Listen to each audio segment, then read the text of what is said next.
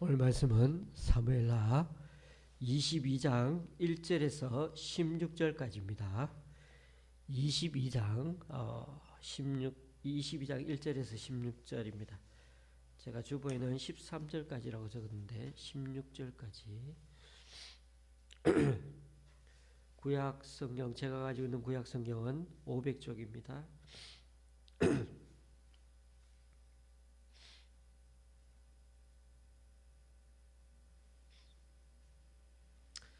교독하실 때 제가 먼저 읽습니다. 여호와께서 다윗을 모든 원수의 손과 사울의 손에서 구원하신 그날에 다윗이 이 노래의 말씀으로 여호와께 아뢰어 이르되 여호와는 나의 반석이시요 나의 요시시요 나를 위하여 나를 건지시는 자시요 내가 피할 반석의 하나님이시요 나의 방패시요 나의 구원의 뿌리시요 나의 높은 망대시요 그에게 피할 나의 피난처시요 나의 구원자시라 나를 폭력에서 구원하셨도다. 내가 찬송 받으실 여호와께 아뢰리니 내 원수들에게서 구원을 받으리로다. 사망의 물결이 나를 애우고 불의의 창수가 나를 두렵게 하였으며 소홀의 줄이 나를 두르고 사망의 올무가 내게 이르렀도다. 내가 환난 중에서 여호와께 아뢰며 나의 하나님께 아뢰었더니 그가 그의 성전에서 내 소리를 들으시며 나의 부르짖음이 그의 귀에 들렸도다. 이에 땅이 진동하고 떨며 하늘의 기초가 요동하고 흔들렸으니 그의 진노로 말미암음이로다. 그의 코에서 연기가 오르고 입에서 불이 나와 사람이여 그 불에 숯이 피었도다. 그가 또 하늘을 들이고 강림하시니 그의 발 아래는 어두캄캄하였도다.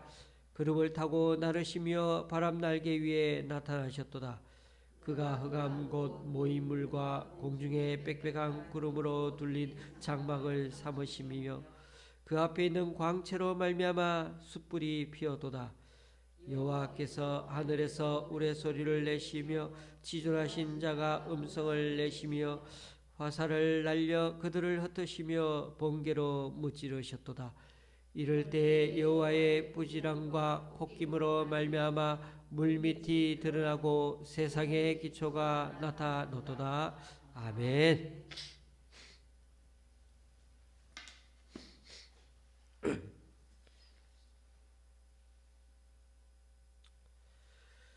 사무엘서는 사울 왕과 다윗 왕 이 두 사람에 관한 이야기라고 해도 과언이 아닙니다.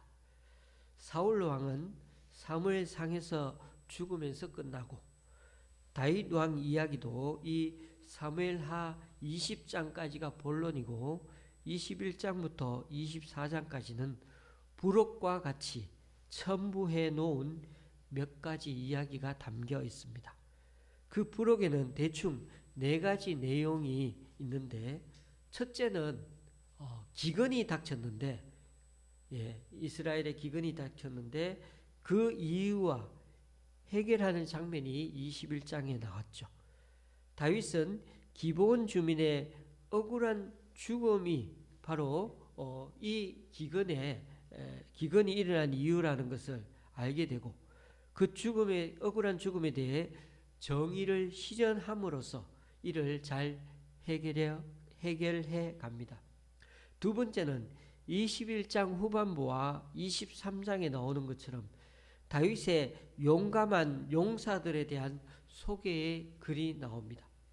세 번째로 오늘 본문인 다윗의 대표적인 시가 22장에 나오고 그 시를 통해서 그의 장엄한 신앙 고백을 보여줍니다. 마지막 네 번째는 다윗의 인구 조사를 통해서 다윗이 군사력을 과시하거나 또는 세금 징수를 하려고 하는 것에 대해서 하나님의 징계가 내려지는 것을 보게 됩니다. 네 번째와 같은 경우 아무리 왕이라 할지라도 이스라엘의 왕은 세상 왕과는 달라서 왕 위에 또 다른 상왕이신 하나님이 계시다는 걸 절대 잊으면 안 된다는 것을 알려줍니다. 그렇지 않으면 어느 순간 착각 속에서 자신도 모르게 이게 내 군사력이고 내가 이만하다라고 자신도 모르게 백성을 노예 부리듯이 권력을 남용할 수 있게 되는 것입니다. 오늘은 22장의 일부분을 살펴보겠는데요. 22장은 다윗이 지은 시 또는 노래인데 시편 18편을 보시면 거의 똑같습니다. 이 18편과 여기는 51절이지만 시편 18편은 52절이 있죠. 시편 150편 중에서 표제를 다 살펴보면은 다윗의 시라고 표시된 게 73편이나 나오는데 거의 어떻게 반이나 되죠. 거의 반이 되는 이 다윗의 시가 시편 150편에 담겨 있는데 그 많은 시편 중에서 다윗이 하필이면 이 시를 시편 18편을 여기 부록에다가 대표적으로 왜 실어 놓았는지를 한번 생각해 보기를 원합니다. 22장에 실린 시편 18편은 승리를 노래하는 시입니다. 그래서 일명 학자들은 다윗의 승전가라고 붙여진 그런 학자들에게 의해서 붙여진 시이기도 합니다. 1절 말씀이 바로 이 노래의 어떤 노래인지 그 내용이 어떤 건지를 성격에 대해서 밝혀주고 있습니다. 하나님께서 다윗을 모든 원수의 손과 사울의 손에서 구원하신 그 날들을 어떻게 기억하면서 부른 노래라고 그렇게 소개하고 있지 않습니까? 모든 원수의 손과 사울의 손에서 구원하신 날들을 기억하면서 불렀다. 그래서 대표적인 시가 되기도 합니다. 다윗은 그 어떤 왕보다도 직접 전쟁에 나가 싸운 몇 명 안 되는 왕들 중에 한 명입니다. 무슨 말인가 하면 이스라엘이나 유다 왕 중에서 직접 전투에 나간 왕 사실 몇 명 없습니다. 다 대리전이었죠. 다 장군들이 나가서 싸웠죠. 그리고 직접 전장터에 나갔어도 병거에서나 말 위에서 그냥 진두지휘만 했지. 저 뒤에서, 그죠? 실제로 칼을 들고 싸운 왕은 거의 없습니다. 그러나 다윗은 어떻게 해요? 달랐습니다. 실제로 수많은 전쟁을 치렀고 적이 쳐들어오면 그 어떤 적들이라도 가장 먼저 앞장서서 용감히 싸운 왕이었던 것입니다. 왕이 그렇게 하기 너무나 힘들다는 거죠. 할 수가 없어요. 왜냐하면 죽을 수도 있으니까. 여러분, 다윗 시대에 이스라엘을 가장 힘들게 많이 괴롭힌 이방 민족 누구였습니까? 블레셋이었죠. 조금 앞으로 거슬러 올라가 봐도 사사 삼손이 계속 싸움을 걸어서 싸웠던 그 가나안족 바로 블레셋이었죠. 엘리 제사장일 때는 괜히 언약궤 들고 한번 이겨보려고 블레셋과 싸웠다가는 오히려 창피만 된통 크게 당하지 않았습니까? 바로 앞장인 사무엘하 21장, 오늘 22장인데 그 앞장을 읽어봐도 나오지만 다윗 때는 블레셋 군사력이 엄청 강했습니다. 블레셋에는 거인 장수들이 얼마나 많았는지 그들의 신체 특징까지 묘사해 놓지 않았습니까? 그야말로 무시무시한 사람들이 많았던 것 같습니다. 거기에다 그들은 일찍부터 쇠칼을 가진 민족이었습니다. 쇠칼? 사울 왕 때만 해도 이스라엘에는 쇠로 만든 칼이, 즉 철기로 된 칼이 별로 없었습니다. 이게 뭔 말이냐면 여전히 이스라엘은 청동기 문화였습니다. 우리가 옛날에 아주 신라 전에 가야 시대부터 고조선 이래 다 청동기 문화 때 아닙니까? 그러니까 쇠칼이 아닌 거죠.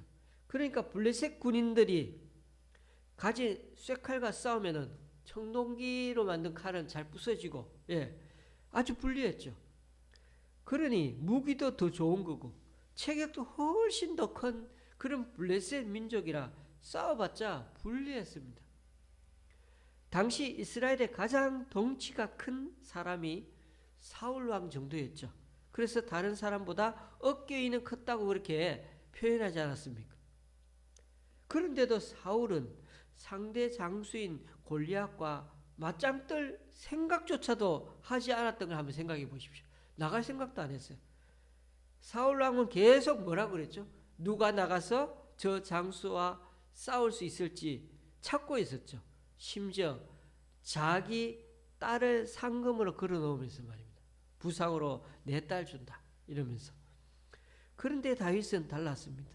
어린 나이 때부터 사자, 곰과도 싸우는 걸 마다하지 않았고 거인 장수에게 자기가 직접 싸우겠다고 싸움을 걸 정도였죠. 여러분, 전쟁에서 싸우는 것은 게임하는 거하고는 전혀 다르죠. 게임에서 지는 것은 내게 아무런 손해를 미치지 않습니다. 졌다. 좀 기분이 나쁠 뿐이죠. 아니면 약간의 돈을 걸었다면 돈을 잃는 것밖에 없습니다. 그러나 전쟁에서 싸워진다는 것은 전혀 다르죠. 곧 인생의 죽음을 의미합니다. 그런데도 다윗은 자신의 한 번밖에 없는 목숨을 내걸고 전쟁터에서 가장 앞장서서 싸운 장수이기도 하면서 왕이었습니다. 그래서 21장에 보면 300세겔이나 되는 아주 무거운 창으로, 이 300세겔이라는 게 한 3.4kg라는데 뭐 우리가 이건 그냥 뭐 3.4kg 얼마 안 되지, 예, 이렇게 생각하죠. 우리가 이렇게 두 손을 드니까 얼마 안 되지만 그걸 가지고 창으로 막 돌리면서 던지고 싸운다고 생각해 보십시오. 예.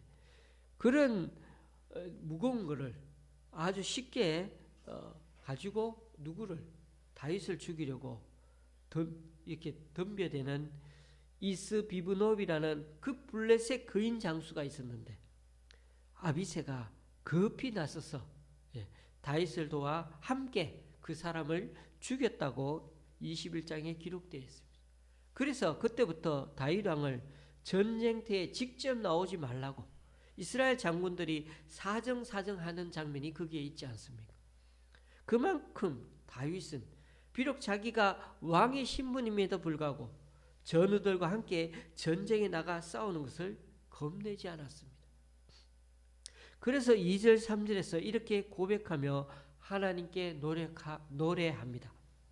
여호와는 나의 반석이시요 나의 요새시요 나를 위하여 나를 건지시는 자시요 내가 피할 나의 반석의 하나님이시요 나의 하나님이시요 나의 구원의 뿌리시요 나의 높은 망대시요 그에게 피할 나의 피난처시요 나의 구원자시라 나를 폭력에서 구원하셨도다. 다윗에게 비친 하나님의 이미지를 보십시오. 반석, 요새, 방패, 뿔, 망대, 피난처, 구원병. 그냥 이 다윗이 너무 시인이라 가지고 이렇게 줄줄이 그렇게 나열하고 끝난 것 같습니까? 아닙니다. 여러분, 이런 하나님의 이미지가 다윗이 전쟁에 나가서 승리한 일이 참 많았기 때문에 그때마다 지켜주시고 막아주시고 이김 주셔서 그런 것들을 자기 자연 속에서 너무 그것을 많이 보면서 연결시켜서 하나님의 이미지로 자기에게 각인시켜 놓고 떠올리게 되는 것입니다. 사실 다윗은 한편으로는 일부러 싸우지 않고 도망만 다닌 기간도 참 많았습니다. 왜요? 특히 사울 왕 때문에 말입니다. 그래서 1절에서 밝힌 것처럼 원수의 손에서뿐만 아니라 사울의 손에서 구원하신 날에 대한 노래가 바로 여기에 해당되지 않습니까? 다윗은 사울 왕과 싸워 이길 자신 당연히 있었죠. 그런 전략도 탁월한 사람이었습니다. 또 2번씩이나 죽일 기회도 있었지만 다윗은 그때마다 왕에게 자신의 억울함만 호소하고 계속 도망만 다니기만 했습니다. 이처럼 다윗은 매 순간 쫓기는 삶을 보내면서 광야의 들판 생활을 하면서 생사의 기로에 놓여 있었던 때가 너무나 많았습니다. 들키지 않으려고 매번 임기응변으로 순식간에 피할 수 있는 은폐물이 있어야 했습니다. 실제로 어쩔 수 없이 싸워야 했을 때는 요새 방패가 되어달라고 하나님께 또 그렇게 그런 것을 찾으려고 노력했습니다. 또 적이 오는지 안 오는지 멀리 살필 수 있는 망대 역할을 하는 것도 꼭 필요했습니다. 그래서 그는 과거를 회상할 때 전쟁에서 이긴 것만 아니라 도망 다닐 때, 오히려 도망 다닐 때가 더 힘들고 어려웠을 것 같아요. 과거 그때를 다 회상하면서 그때 그 장소를 생각하며 경험한 것들이 다 하나님을 떠올리는 시상이 되었던 것입니다. 그래서 그는 당시 들에서 자연에서 경험한 것을 토대로 하나님은 이러이러한 분이라고 그 이미지를 그렇게 기억하고 있는 것입니다. 그래서 우리는 대표적인 게 시편 23편이죠. 여호와는 나의 목자시라고. 여러분과 저는 하나님 그러면은 떠오르는 이미지가 무엇입니까? 다윗은 하나님에 대한 이미지를 그냥 시적 감흥이 풍부해서 머리에서 막 계속해서 지어내어서 말하는 게 아니라 그의 숱한 경험 가운데 체험한 하나님에 대한 이미지들이 이렇게 많습니다. 이번 기회에 우리도 그런 생각을 가져보시면 어떻겠습니까? 아니면 이미 우리는 하나님에 대한 이미지들을 가지고 있을 것입니다. 나는 하나님을 어떻게 생각하고 믿고 살아가고 있는지 한번 생각해 보십시오. 그 이미지가 있으면, 그 상상력이 더 충분해지면 힘들고 어릴 때마다 다윗은 여호와는 나의 목자시라고 힘을 얻게 되고 상상하게 되고, 그래서 누군가 나를 열심히 쫓아와고 죽이려고 따라와도 사망의 엄침한 길로 그렇게 나를 몰아와도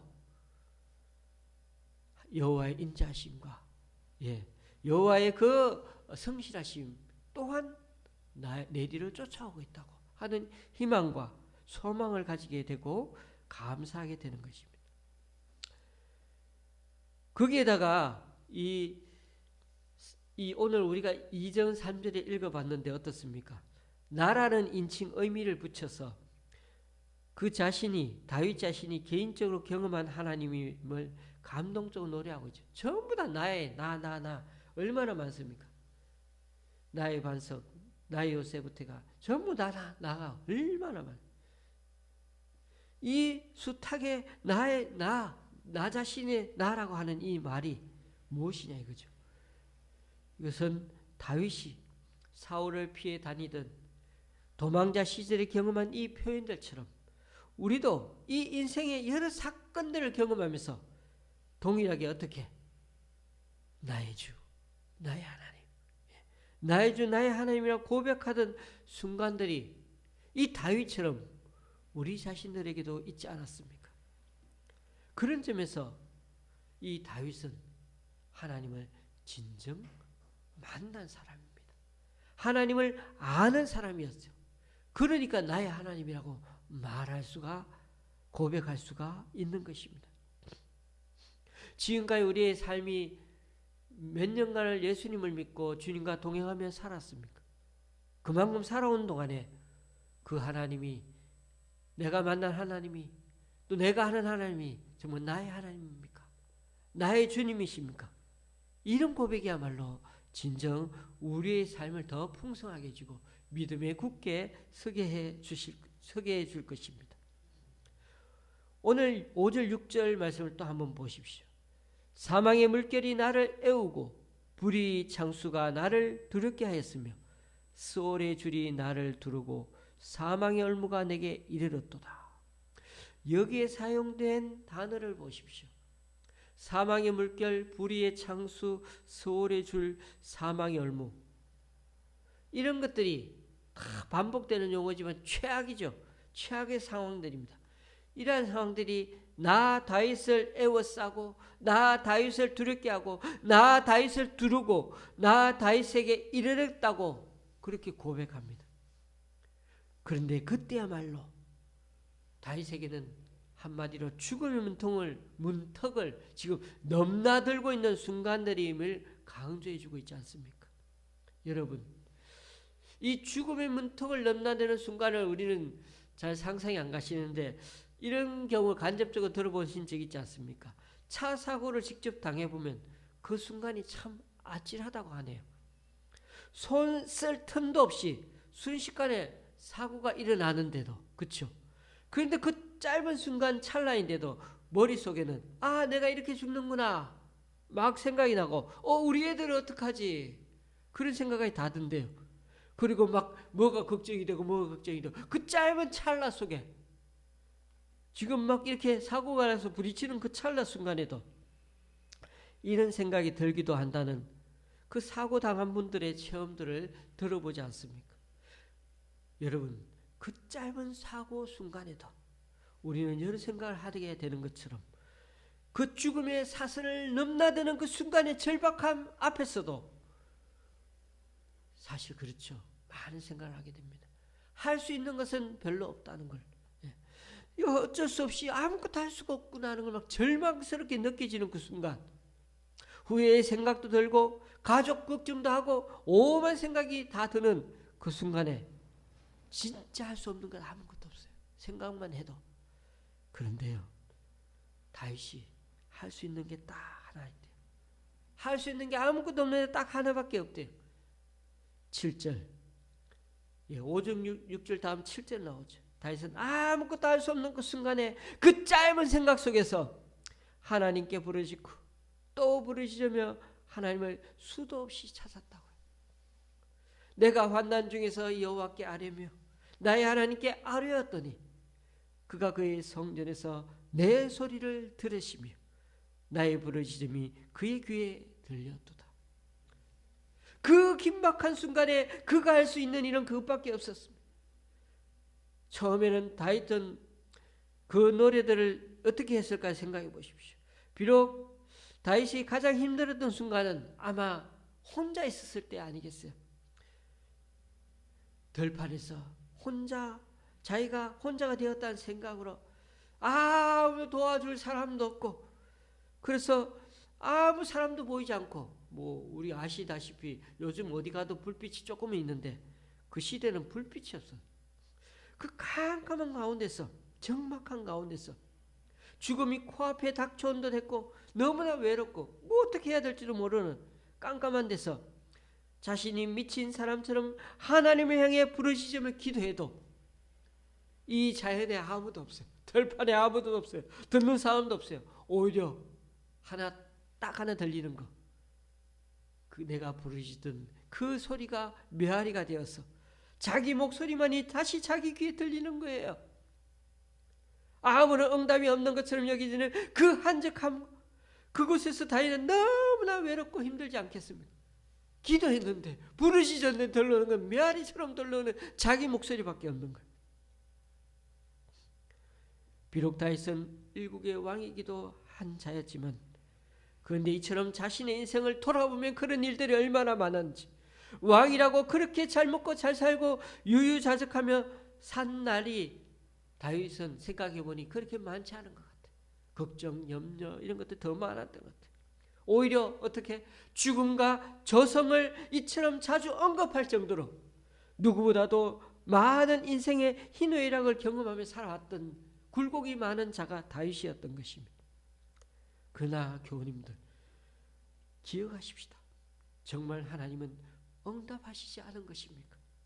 정말 하나님은 우리의 그 간절한 부르짖음을 외면하고 우리가 기도했는데도 하나님은 듣지 않았고 그저 메아리가 되어 끝나버렸을까요?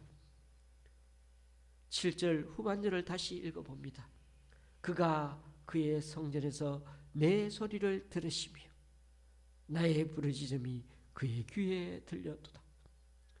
그리고 이어서 8절에서 16절 내용들을 쭉 읽어보면 자연 만물이 다 깨어 일어나는 듯할 정도로 분명하게 우리 하나님은 우리 인생에 개입하고 계셨음을 다윗은 이 시편에 있는 구절들을 통하여서 자신의 인생의 경험들을 나열하고 보여주고 있습니다. 하나님의 응답은 그분의 장엄한 임재로 다윗에게 나타나 주셨습니다. 시인은 출애굽의 기적과 시내산의 그 엄청난 임재를 다시 한번 재현하는 것처럼 하나님이 능력 있게 임하시는 모습을 다윗은 너무나 힘차게 묘사하고 있습니다. 왜요? 하나님을 경험했기 때문에. 하나님의 임재를 경험했고 하나님의 역사를 경험했기 때문이죠. 자기가 기도하고 부르짖었던 것이 메아리처럼 들려온 것처럼 느꼈지만 사실은 하나님은 듣고 계셨다. 지진과 불과 연기를 가르며 하나님의 강림이 있었고 10절에서 11절에는 하나님은 하늘을 가르고 구름을 타시고 바람 날개로 날아 임재하고 계시는 것을 보았고 12절 13절에서는 천둥 번개와 우박을 동반하시고 14절에서는 우레를 자기 음성으로 삼고 15절에서는 번개를 화살로 16절에는 바람을 무기로 삼아서 원수인 사망의 바다를 말리시고 그 근저를 다 드러내시기까지 하시는 그 놀라운 하나님을 다윗은 명명백백하게 경험했던 것입니다. 이 모든 이미지에 나타나는 하나님의 진노 같은 우렁찬 임재 능력들 공의를 그냥 다윗의 그 개인적인 억울함과 보복을 하나님이 갚아주셨다는 것이 아닙니다. 오히려 하나님의 객관적인 공의가 실현되었음을 보여줍니다. 우리가 하나님께 계속 기도했는데 그 기도가 하나님께 들림바 되었다는 것은 하나님 뜻에 합당했다는 것이죠. 그러니까 하나님은 창조의 능력으로 자기 백성의 역사, 특히 다윗의 역사에 개입하셔서 다윗을 대적하는 적들을 친히 물리쳐 주셨던 것입니다. 하나님이 다윗의 기도를 들어주시되 그 기도가 하나님의 공의의 정의에 합당하기 때문에 하나님이 직접 나서셔서 역사하신 것이고 손보신 것입니다. 아무리 기도해도 우리의 욕심, 우리의 개인적인 보복에 지나지 않는 기도는 아무리 기도해도 들어주시지 않는다는 말이기도 합니다. 그러므로 홀로 된 현재 우리들의 그 부르짖음이 마냥 애처로워 보여도 별로 눈앞에 그런 조짐이 전혀 느껴지지 않는 것처럼 여기서도 다윗의 시들을 보십시오. 시편에 얼마나 그런 말이면 부르짖어도 대답하지 않은 것 같은 그런 모습들이. 그럴지라도 다윗이 바라본 이 엄청난 하나님의 임재의 이미지들을 다윗처럼 늘 우리 가슴에도 다시 한번 기억하며 되새기며 상상하며 살아야 할 것입니다. 왜냐하면 그 상상력이, 그 기억함이 주님께서 언젠가는 동일하게도 우리에게도 하늘을 가르고 역사하실 것이기 때문입니다. 이게 바로 우리가 지금도 주님의 때를 기다리며 계속해서 기대하면서 오늘도 간절히 주님 앞에 기도해야 하는 이유인 것입니다. 말씀을 마치고자 합니다. 시편 18편에도 기록되어 있는 오늘 다윗의 시는 다윗 자신의 속마음을 하나님 앞에 내보여 드리기를 기뻐했던 다윗의 대표적인 인생시입니다. 다윗은 늘 하나님에 대한 그 시심, 즉 하나님에 대한 이미지를 늘 마음에 상상하며 간직하며 사는 것을 너무나 좋아했습니다. 그래서 하나님에 대한 믿음이 솟아나고 하나님에 대한 바라봄이 자기에게 용기가 되는 것이죠. 그래서 어떤 위기의 순간이 닥쳐와도 자신의 인생에 지금까지 함께 오신 그 하나님을 누구보다 빨리 기억하고 되찾아갈 수가 있었던 것입니다. 그런 점에서 다윗은 큰 위험에 빠질 때나 또 멋진 성공을 했을 때나 그 어떤 상황에 처하더라도 하나님 앞에 나와 기도와 노래를 바치는 진정 뼛속까지 시인이었습니다. 승리와 성공에 처해 하나님을 잊어버릴 수도 있는 왕의 신분이었습니다. 다윗은 시로 노래로 무엇보다도 기도로 하나님을 기억하고 하나님을 바라보는 그 행위 자체를 멈추지 않았습니다. 다윗은 자신의 인생을 돌아보면 순탄한 인생과는 거리가 먼 삶을 살아왔지만 그러나 난관들을 통과할 때마다 다윗의 그 경험은 깊어져만 가고 더 신앙심이 넓어져 가고 하나님에 대한 이해도가 넓어져 가고 깊어져 가고 그의 시적인 언어는 더 풍부해져만 갔습니다. 왜냐하면 고난의 시간이 많았어도 그만큼 또한 그동안 그는 혼자가 아님을 더 많이 또한 경험했기 때문입니다. 내가 환난 중에서 여호와께 아뢰며 나의 하나님께 아뢰었더니 그가 그의 성전에서 내 소리를 들으시며 나의 부르짖음이 그의 귀에 들렸도다. 그렇습니다. 다윗을 다윗되게 한 비결이 바로 여기 있습니다. 인생의 최고 정점에 있거나 아니면 저 밑바닥에서 헤매거나 그럴지라도 그는 하나님을 향하고 하나님께 부르짖는 것을 잊지 않았던 사람이었습니다. 비록 하나님의 사람임에도 때로는 모순도 많고요, 죄도 진짜 많이 지었지만 그의 중심은 그래도 늘 하나님 앞으로 늘 되돌아와 있던 사람이었습니다. 가식과 허영없이 늘 하나님 앞에 쏟아붓고 엎드릴 줄 아는 사람이었으며 하나님의 마음에 꼭 들었던 인간다운 인간이 바로 다윗이었던 것입니다. 교우님들, 우리의 인생도 마찬가지입니다. 우리가 누군가 싸워서 다 이기는 인생은 아닙니다. 때로 죄를 피해야 하고 사람을 피해 다녀야 할 때도 있습니다. 아무리 예수님 믿는 인생에도 우리 인생에 성공과 승리만 있는 게 아닙니다. 살면서 겪게 되는 고통과 좌절을 다 우리가 어떻게 막아내겠습니까? 다 막아낼 수는 없습니다. 문제는 그런 사건과 상황이 일어날지라도 중요한 것은 어떤 마음으로 대처할 것인지, 그 일을 통해서 어떠한 사람이 될 것인지, 어떤 시각으로 바라볼 것인지, 그것만이 우리 손에 주어진 선택권입니다. 우리가 이 다윗의 승전시를 배우게 되는 것은 그런 인생의 고난과 힘든 여정 속에서 겪는 일들에서 하나님을 붙잡는 법을 우리도 배우게 되는 것입니다. 다윗처럼 극한 고난의 순간을 겪고도 혼자 메아리 치는 듯한 기도의 울림 속에 처할지라도 그 기도가 다 메아리처럼 끝나는 게 아니라 그래도 하나님은 듣고 계시다는 것을 말입니다. 다윗은 그 사실을 알았기 때문에 그 숱한 인생의 경험 가운데 나의 주, 나의 하나님과 관련된 그 이미지와 시심들을 늘 마음에 담아 하나님 붙드는 연습을 포기하지 않았던 것입니다.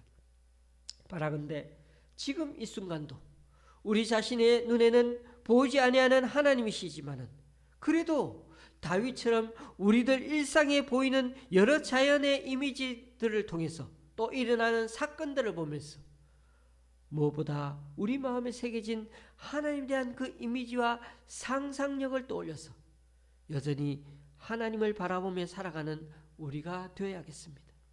다윗에게 나의 반석, 나의 요새, 나의 방패, 나의 구원의 뿔, 나의 높은 방대, 나의 피난처가 되어 주신 것처럼 우리에게도 나의 주, 나의 하나님이 되어 주실 것을 믿고 올해 초에 받은 그 인생 요절 말씀 다시 한번 붙잡고 올해 남은 2달 동안 믿음으로 살아내는 저와 여러분이 되시기를 주님의 이름으로 간절히 축원합니다. 기도하시겠습니다. 주님, 시편 기자처럼 내가 믿는 하나님의 그 신앙 고백을 마음속에 이미지로 그리며 붙잡고 새기며 오늘도 우리 인생을 통째로 내맡기며 부르짖으며 살기 원합니다. 다윗에게 반석이요 요새요 방패요 피난처가 되어 주신 것처럼 하늘을 가르고 강림하셔서 우리의 형편과 처지 가운데 역사하시고 그 권능으로 구원을 이루어 주옵소서. 그리하여 이 생존 경쟁에 치열하고 적자 생존에 찌든 현실 앞에서도 당당히 믿음으로 달려갈 수 있게 하여 주옵소서. 심지어 소울과 사망을 저성과 또 사망을 떠올리는 그런 자리에 처하게 될지라도 나의 주, 나의 하나님의 이름을 부를 수 있는 믿음을 더하여 주시옵소서. 예수님의 이름으로 기도드리며 이제 우리 모두 주님께서 가르치신 기도를 한 목소리로 함께 기도하오니 하늘에 계신 우리 아버지여 이름이 거룩히 여김을 받으시오며 나라의 임하옵시며 뜻이 하늘에서 이룬 것 같이 땅에서도 이루어지이다. 오늘날 우리에게 일용할 양식을 주옵시고 우리가 우리에게 죄 지은 자를 사하여 준 것 같이 우리 죄를 사하여 주옵시고 우리를 시험에 들게 하지 마옵시고 다만 악에서 구하옵소서. 대개 나라와 권세와 영광이 아버지께 영원히 쌓옵나이다. 아멘.